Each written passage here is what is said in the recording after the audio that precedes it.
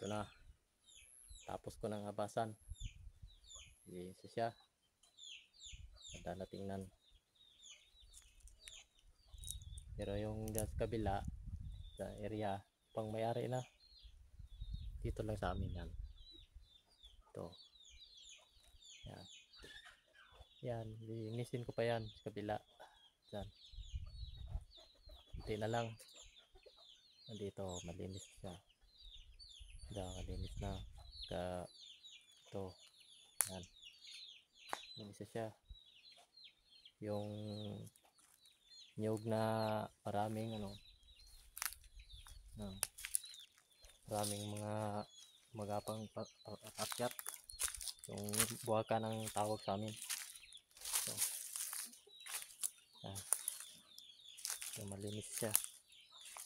Pa yung kanina na marami pang damo dito. Masapit pa. Buhay pa siya pero nabukasan niya, wala na yan. Patay na yung mga masapit. Isa. Nalinisan na ang nyug. Ay, ilang tagal na lang yan, mamumunga na. Nalinis na siya. Yung crafting ko na langka. Ito, langka to. Crafting, yung dugtong. Yung saging naman.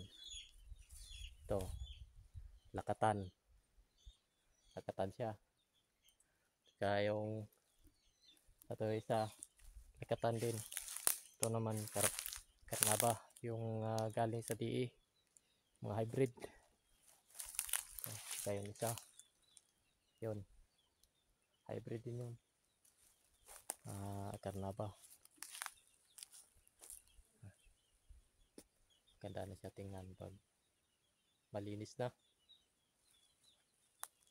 Mas kabila, lilinisin ko pa yan. Diyan.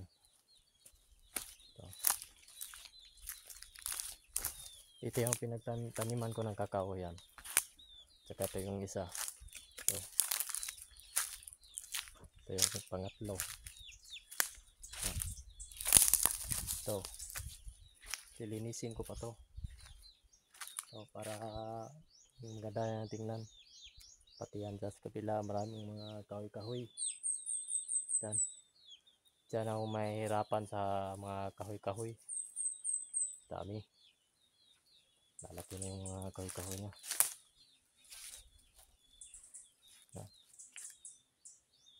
Kunti na lang para malinis na.